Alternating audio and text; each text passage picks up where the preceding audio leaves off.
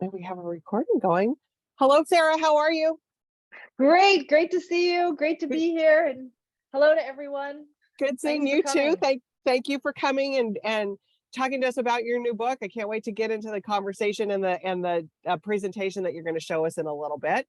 But while we're giving Facebook just a minute or two to notify people that we're here and that we're live, I'll fill a little bit of time. So you are at the University. Are you calling in from the University of San Diego right now? Yes, I'm Okay, in my beautiful office. The there school's you so go. beautiful. I'm at the University of San Diego Kroc School of Peace Studies. Yeah. Oh, love it. Yeah, it's such a we were just talking in the green room. It's just such a beautiful campus, and Warwick's has actually had a partnership with the university, with the College of Arts and Sciences and the Humanities Center for over 10 years, bringing wonderful authors to that beautiful campus. So it Great.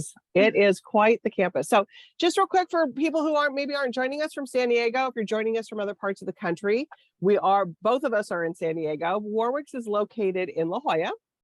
My little sign there says 1896. Been in business for a little bit of time here. So if you're in the San Diego area, we would love to see you at the store, but we do ship things across the country. So wherever you're at, you can order a book from us from Warwick's. For tonight's event, if you're rewatching this on YouTube, there isn't going to be a live chat component to it, but it's going to be a great presentation and conversation. So stick with us. But in the comment section of Facebook, we're going to be putting in the link on how to order Sarah's book, The Last Train to Auschwitz. Auschwitz, got to say that incorrectly. Sorry about that. And you'll also, in that comment section, be able to ask Sarah questions. So that's always, I don't know about you, Sarah, but it's always our favorite part of the conversation. That's my favorite part too. Yeah. So please don't be shy. Ask a bunch of questions. We'll get to most, if not all of them. So make sure you put those into the comment section of Facebook as well. So I think we've given everybody enough time to kind of notify them that we're here, but it is being recorded so they can watch later too as well if they join us a little bit later. So very quickly here, I'm going to give a little bit of bio of who you are, Sarah. Not that you don't know who you are, but for our viewers. So Sarah Federman is an author, educator, and conflict resolution practitioner. Prior to this work, she spent a decade as an international executive working with clients such as Google and the NFL. A job transfer from Manhattan to Paris led her to encounter her own name on a Holocaust memorial wall. This moment prompted her to turn her attention to helping people avoid mass violence, focusing specifically on corporate complicity. She is now an associate professor of conflict resolution at the Joan B. Kroc School of Peace Studies at the University of San Diego. So with that, Sarah, we can't wait to see the presentation. I'll be back on with questions for you later. Great. So talk to you soon. Yeah. Thank you everyone again for coming.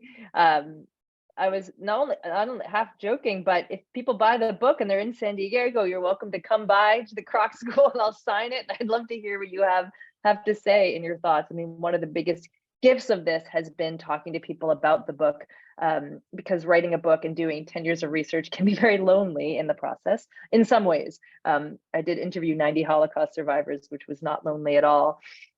So I will be talking today about Last Train to Auschwitz, French National Railways, and the journey to accountability. I'm going to talk a little bit about, this railroad, the war, but I will keep it grounded and want to keep it grounded actually in the people and why this matters at all. So I wanted to dedicate today's talk to Daniel Erzbettel, who was on one of the last train from Paris to Auschwitz.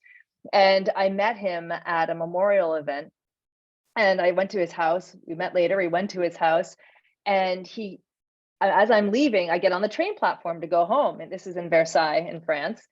And he comes out on the train platform with me. And I said, Daniel, wait, why did you just pay to come on the train platform with me? Like, you don't need to do that. I'm just getting on the train. And he said, oh, I have a pass from the SNCF. I get 80% off because I was deported. And I said, well, why don't they give you 100% off? And he said, he thought about it and he said, I guess because I got the first ride for free. And something about that story and Daniel, the kind of humor that some of these survivors had, what they went through. So these stories of the survivors are throughout the book. But like Julie said, I did have this corporate, to back up a bit, I had this corporate life first, zipping all around the world. And then I did get transferred to Paris, which was a gift. and seeing my own name on the Holocaust memorial wall. I was just walking by in Paris and popped in. Maybe you've seen memorials like this with names. This is great, just kind of about where her name was.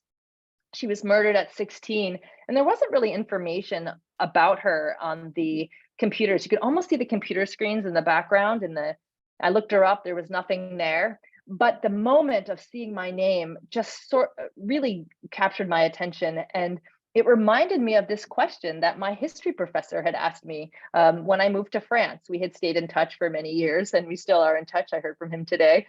He said, hey, when you get to Paris, would you find out if those French train drivers kept their jobs after the war? And I glibly said yes at the time. I'll do that for you. But when I saw my own name, I really set about it. And I even enrolled in a master's program and began studying this question and kind of pulling at the thread. And I share this origin story with you because if there's questions that are of interest to you in the world, I hope you do poke at them, because I can't believe where this one has taken me. So this is what I began to study at first. Just what are the roles that the French National Railways played in the war? If you've been to France, you know the SNCF, you've been on it, you've seen their logo. They do exist today, but I wanted to know their history. And what does this contemporary company need to do to atone, right? If anything. And a lot of you are probably hearing this about all kinds of institutions. What do we do with these institutions that have these historic transgressions? So as I began this research in France, I was, an American in Paris, bumbling around, and a survivor said to me, I hope you're aware, if you're going to go into this, that this is a very delicate subject. La SNCF, c'est la France. To look at the SNCF is like to challenge French identity. There's not a brand in the US that I think quite connects with US identity the way that the SNCF does. And I like this picture because it almost shows how it's the lifeblood of the country, the veins, that run through. For those of you who aren't super familiar with World War II history or forget kind of France and all of this, there's so much to remember. Just to remind you that the Germans came and they took over first the north of France, which became the occupied zone. And then there was the southern France where Vichy was located. The collaboration government was in the south in the free zone. And then eventually they occupied all of France. And so I kind of began with maps too, because I didn't know very much about how this all happened. So I started poking in archives. Then I began interviewing the French National Railways executives, the French Jewish leadership, Holocaust activists, and 90 Holocaust survivors. So as I tell you this, I'm going to tell you kind of where kind of all this research led me to. The one thing that I found, and I think this is so relevant for what we're seeing today with these institutions and businesses, that the SNCF played many roles, 3 overlapping roles during the war. They had about 500,000 employees, which, to give you a sense, they only have half that today. And 500,000 is more than all the US airlines combined. Amtrak only has about 17,000 people. So if you can imagine World War II, there's no email, there's no faxing. You are running a railroad with 500,000 people. They had their own newspaper and so on. So a lot of different things were happening at the same time. So the SNCF was a victim. So let's say they were a victim. You can tell this story, and it's true. They did not ask to be occupied by Germany. They were not particularly enthusiastic about it. They lost a lot of rolling stock, which means, a lot of their rail cars, the tracks. The Germans never paid what they promised, or almost never. A lot of their workers went on to do forced labor. And of course, some railway workers were killed, some for being in the resistance and some just because of its wartime. So this was not a profitable time, not like it was for IG Farben or Krupp or Hugo Boss, right? This was not a great time for the SNCF. They were also a hero in the war. Well, not the executives per se, but some of the workers participated in the resistance or helped people. They assisted people in their escapes. Sometimes they slowed trains so people could jump off, coordinated the resistance. But they're most famous for some workers helped sabotage the railways on D-Day so that the Allies could secure the beaches at Normandy. But here's the villain story, and this is the one that was sort of of most interest to me, which was the SNCF as villain. So the SNCF did actually transport 76,000 deportees towards the German border, but when they got to the border, the SNCF driver was taken off, and then a German or Polish or another Nazi-controlled driver took it to Auschwitz. So the SNCF workers didn't go all the way there, but it was their trains, was their cattle cars, which we now call cattle cars. And you can see the people being pushed in these cars, which were not fit to be cramming hundreds of people inside. The conditions were horrific. I mean, it was like 36 hours, like barely any air, no sanitation. People said the food made them so thirsty that it wasn't even worth eating. And some even told me that the journey was worse than the destination. So, and the SNCF did not, from what I found in the archives, resist this in any way. And they had this chance, when you saw that occupied and unoccupied zone, they had a chance to move all their Jewish employees south when the Germans came and started kind of segregating the Jews, and they didn't do that. So there was no real sign from the executive level that there was really an interest in pushing back. And they did push back about other things, like the Germans not paying. But what's so interesting, and I love this because I study narratives and how narratives and myths work in our culture. The only story that really endured for the first 50 years after the war was that the SNCF was a hero. Heroes are made, but they're also created.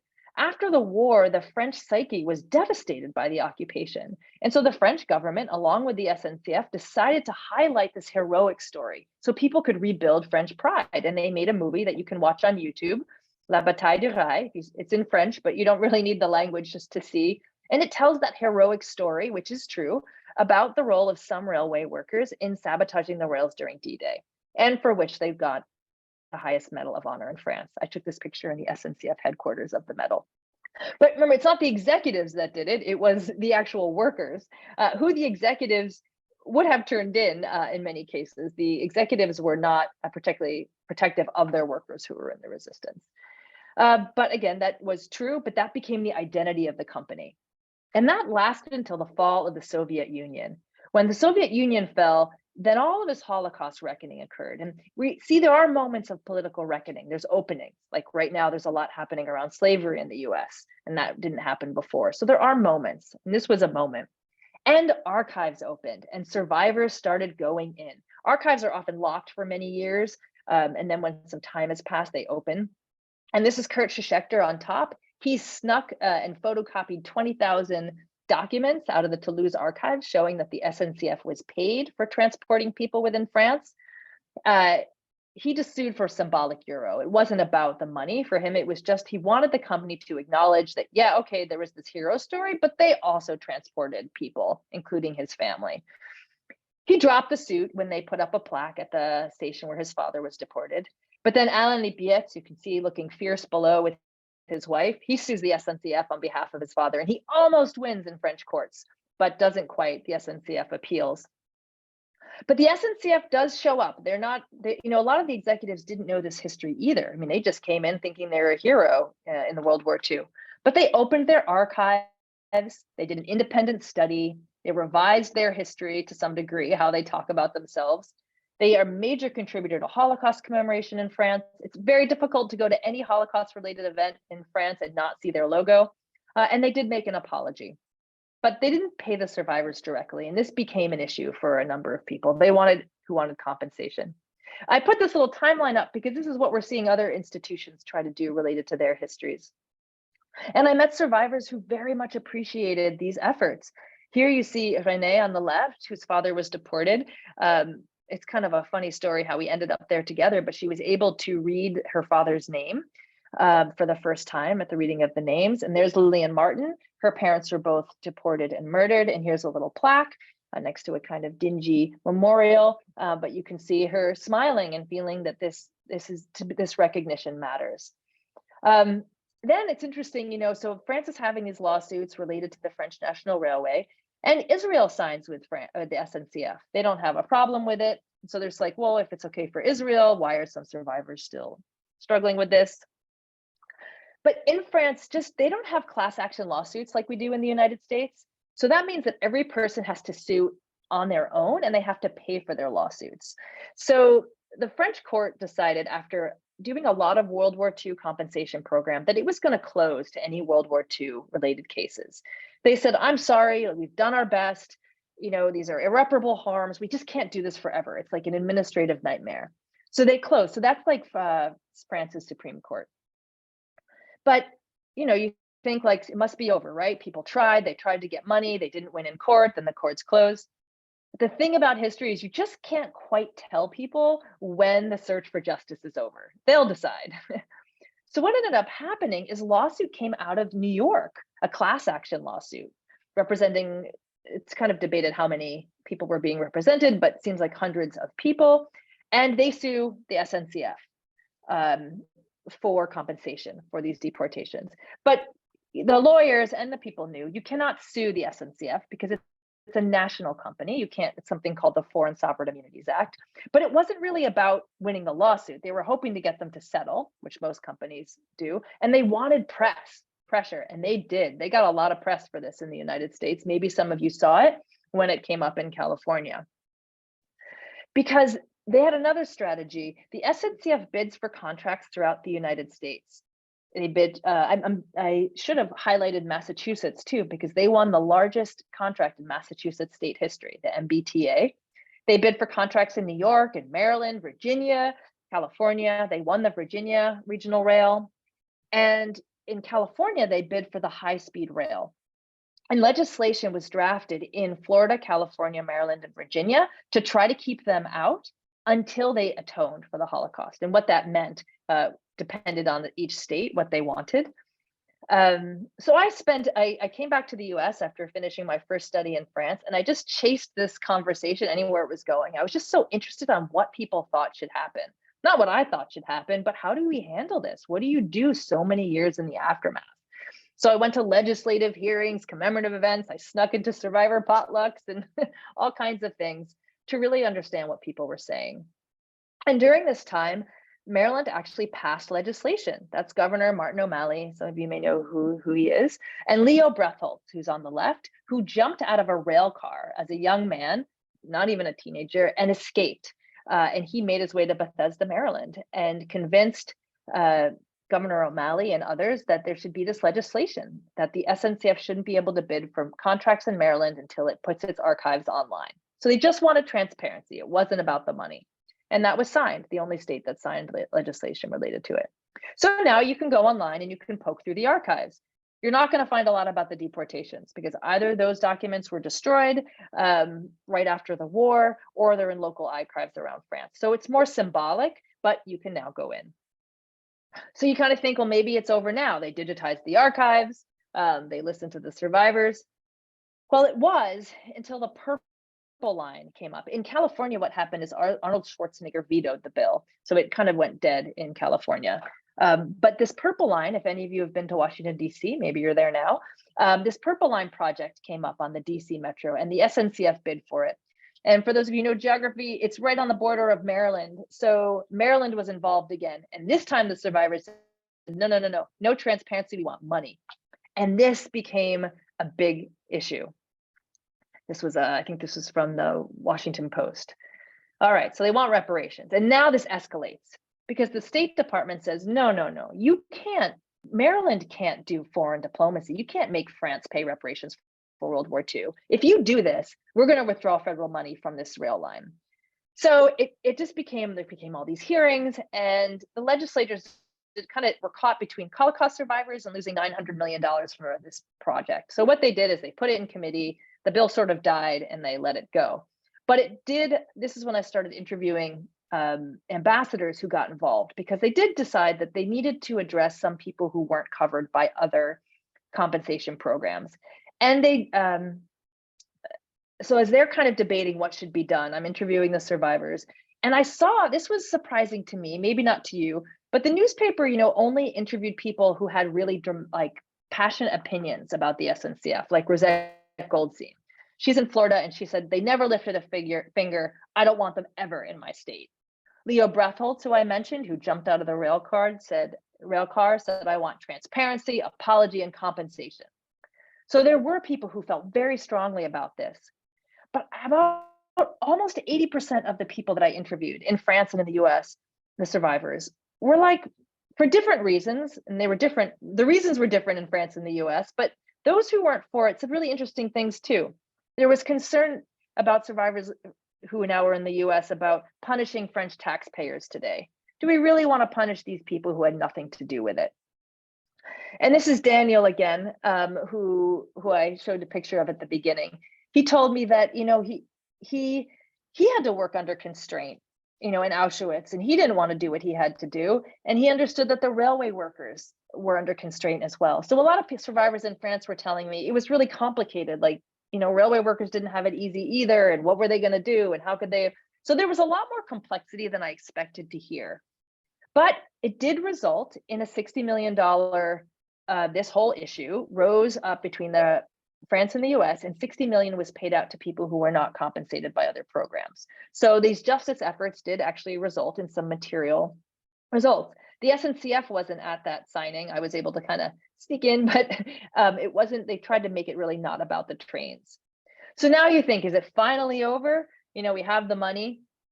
Well, the SNCF was very happy to be added to the donor wall of the Holocaust Memorial Museum in DC, which to them kind of symbolized being forgiven, or that they've atoned. Many of the survivors I interviewed have died, so in some ways there's a version of this is over. It's gone as far as it can go. I did answer the question about the train drivers. They did all keep their jobs after the war. As did some of the executives were held accountable, but not many. I wrote a book, and these are just some of the people. Almost all of them are gone now. Henry Blum on the bottom is still there. In the book, what I do is I tell the story about how it played out during the war, victim, perpetrator, hero. I talk about the aftermath. I talk about Maryland and California and Virginia. But I connect every chapter to the lived experience of the people who were going through it. So it's like the 1930s through 2016, but each chapter you're finding out what happened to those people on that last train to Auschwitz and what this means for them, just so we don't get too much in our head. But I wanted to move back and forth. And in terms of it's over, I did, after 5 years of research, find what happened to Sarah Federman. Thanks to the Holocaust Museum, they helped me with the tracing service. Here is so her brother is on the left. This is the only picture of her that exists, and her sister, Jacqueline, in the center. So on the left is Raymond Federman. He was pushed into a closet, and that saved him, and he went into hiding. And when he came back to his apartment, like a number of weeks later, it was completely empty except for a box of photos with this picture of Sarah and his sister, Jacqueline. So he went on to become a famous writer in the United States. He became good friends with Samuel Beckett and Foucault, and had quite a prolific life. So I did find his niece, and got kind of connected with that family. And so now what? So that kind of maybe is over with this conflict, but even with the railroads, it sort of continues. These movements are transnational, and when one movement advances, another one does. So now the Dutch railways are going through this, and even the Hungarian railways are also facing lawsuits and dealing with these justice concerns.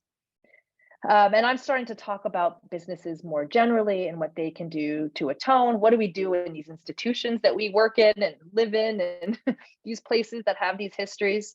And so I'm kind of guiding them through based on what I learned from the SNCF.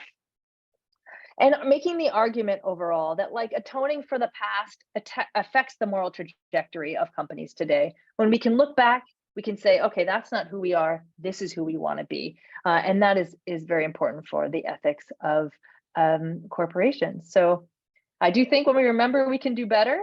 And thank you. I look forward to your questions and your thoughts. If you're welcome to email me if you don't get a chance here. I'm easy to find online.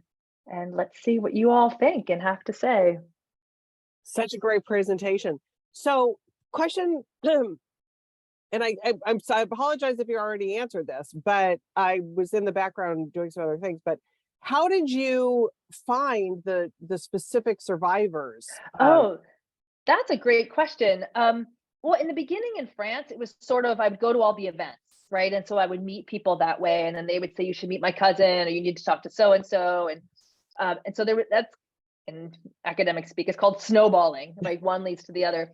But then the Holocaust Memorial Museum in DC has this service where I could send an email through them to everyone in their database who was fled persecution in France. And so I wrote an email thinking, all right, maybe some people will respond. I cannot tell you my voicemail filled up, my email, I was overwhelmed, and I mean, overwhelmed by the response. And there's no way you're not going to call people back. And just hearing that many stories, Mm, I mean, it broke my heart. I mean, it was like they kind of put it in my heart. right. And now I carry with me in the Peace School and the other work that I do. Yeah. But they also, but there's such a responsibility to that, that you're carrying this now for them. Yeah. Yeah. That has to take an emotional toll on you as well. I mean, that, It really did, in terms of, you think, well, come on, I'm only listening to it. They lived it, so like I should suck it up. And one survivor said to me, I sighed, and he kind of saw me get teary eyed. He's like, well, you picked a melancholy subject. And then he said, as bad as you think it was actually worse. right, right. Yeah. Yeah. And to think that they, and it is, so we're, as we are all getting older and as we are losing survivors and first account, people who lived through this, it, that their resilience and their ability to still have a sense of humor and a sense of life that is just Absolutely. incredible. Yeah. Did you And touch on that, or did you keep the book Yeah. mainly about like the business side of it, or Yeah, so there was so much else to say, right? You can only fit so much. So I did write a piece for Smithsonian, because I wanted to say, like, there is resilience, but you don't want to overlook how much isn't repaired. And one thing I learned, and I want to say this in case anybody knows, actually anybody who's elderly, but if you know a Holocaust survivor or somebody who's been through some massive trauma, when they get very close to dying, closer they become more open often about telling you things. So if they perhaps never wanted to tell you about something before, do come back. Even if you're not related to them, sometimes it's easier for them to tell a stranger. But I've had more than one person tell me, like, my father was on his deathbed and out it all came. So to be listening, some of them, the trauma comes back more strongly because as you begin to age, sometimes your more traumatic memories are the ones that stay because they're the strongest. So Daniel was just so tortured as he was dying. It was so horrible to watch. So just as we care for our elders and our accompanying with them as they transition, like, to just be aware of that. And that taught me. well, and it's probably too, part of it is also in their younger years, 40s, 50s, they were just wanting to live. Exactly. They just want to live. That's what they said. And then they retired. Then it came back. And then they started to feel vulnerable physically, and then yeah, absolutely. Oh my goodness.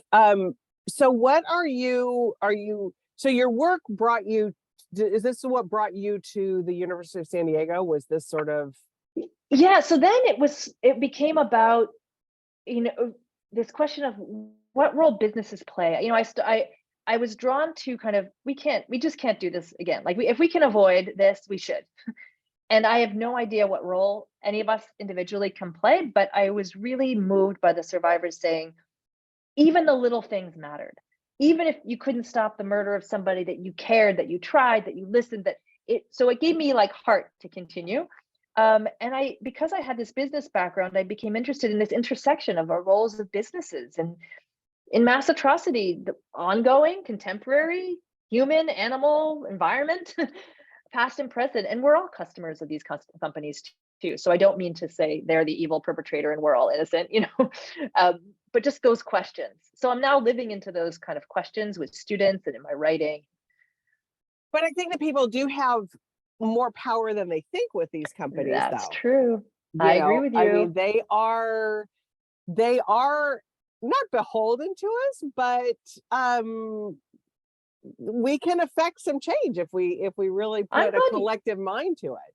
I'm glad you say that. And I try to say it to my students, like, how many are you writing and how many are you telling that you care? Do you tell supermarkets what products you want and why you want them? Do you, say, hey, would you be willing to, because there is a tipping point, from Malcolm Gladwell, like when there is voice, when you look at those shareholder votes, when you have stocks, look at the bottom ones. Don't look at the first 10, but the bottom is where they put all the stuff. Right. And it feels good to engage, writing restaurants, writing in local businesses, supporting local businesses. These choices do matter. Yeah, they really do. And it really does. Because you're right. They were a victim to a certain extent, but it was also, they wanted to survive.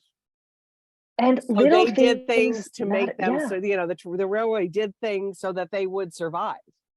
Yeah, and they could have helped more. Like, I think that sort of the consensus, if you would say there is one in the Holocaust scholar community, is that they had a margin of maneuver and they didn't use it. Most did not take advantage. Right. And then, you think they could have been shot or deported, for standing up to the Germans. And we face far less consequences and don't stand up for things, so it's sort of like, it helped me. It was sort of a mirror of like, we're asking so much of these vulnerable people, and like, what are we doing? Like, how much plastic did I use today? Right.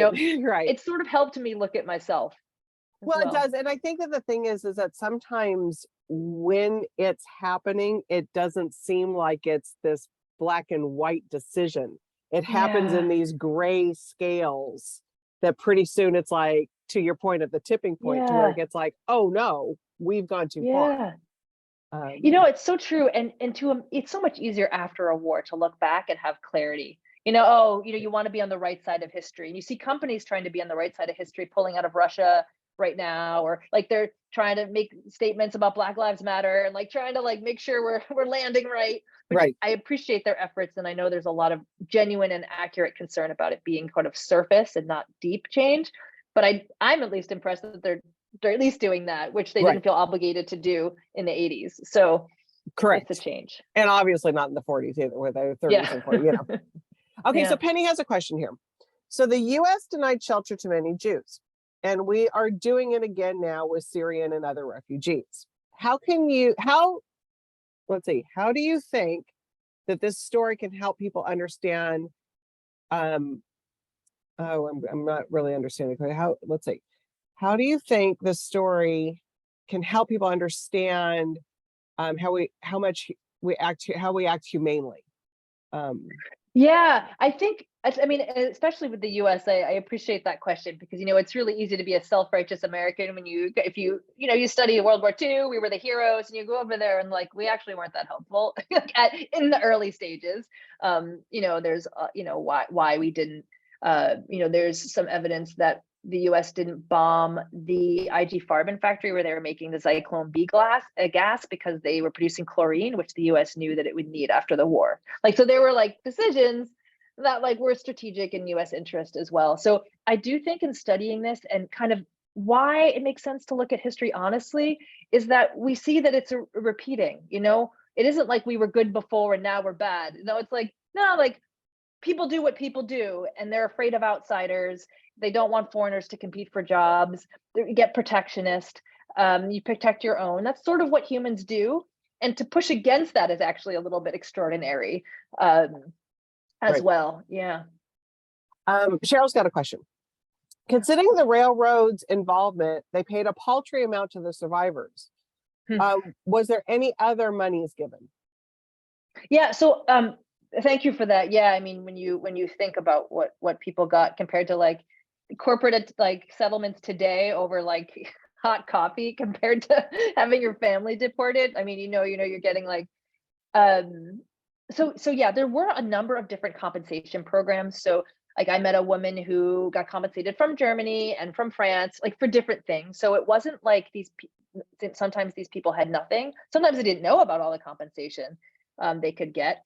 But like, it's things like if you had your apartment taken in 1940s, Paris, and what your kitchen was worth and kitchen appliances, it's like, well, they weren't worth that much actually. I mean, the Paris real estate today is, but like sort of it was sort of trickling.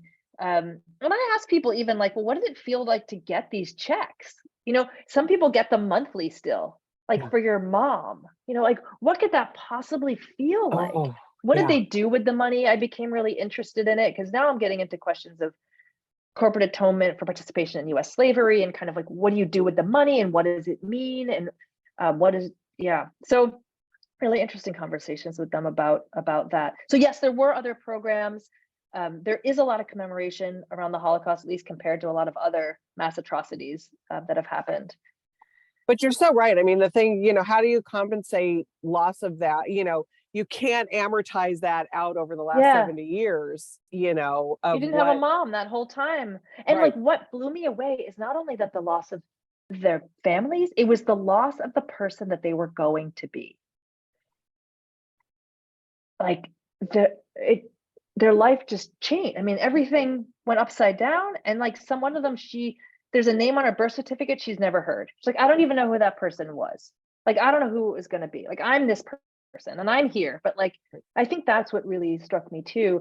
Even Daniel, he's like, I have no memories before 12. Like, I don't even, right. yeah. Well, I mean, you know, for those of you, I mean, I read a lot of historical fiction based around war, you know, but you know, it's all based on some realities that happened. But you know, Jewish children were put into Catholic convents and their names were changed and Yes. you know, and their whole religious beliefs were Well, changed. yeah, in fact, many of the Jews that were deported weren't Jewish in religion. They were Jewish by ethnicity. So a Right. number of the people I met thought they were Catholic. I mean, one of the survivors told me he tried to join the Hitler Youth because they had uniforms and a little knife. And he's like, why can't I join? Yeah, I mean, but actually, I also learned, I didn't know this, but a lot of the hidden children were abused too. And that's what they told me too. You kind of think, oh, these good families, but they were poor and they were broken too, and they were Right. frightened. And there was Yeah. terrible things that happened there as well. Yeah. No, it's not, those aren't good stories either. Yeah. Sarah, are you going to continue writing? Are you going to continue down this path? What are you working, or where's your writing path taking you? So right now, what ended up happening is I moved to Baltimore after I wrote this, taught there, and the students, predominantly African American, are like, "What about us? What about corporate?" And I was like, "Oh yeah, you're right." So then I kind of went on that journey and discovered cotton capitalism and actually how investment banking was developed to fund plantation agriculture, and it was born in Baltimore.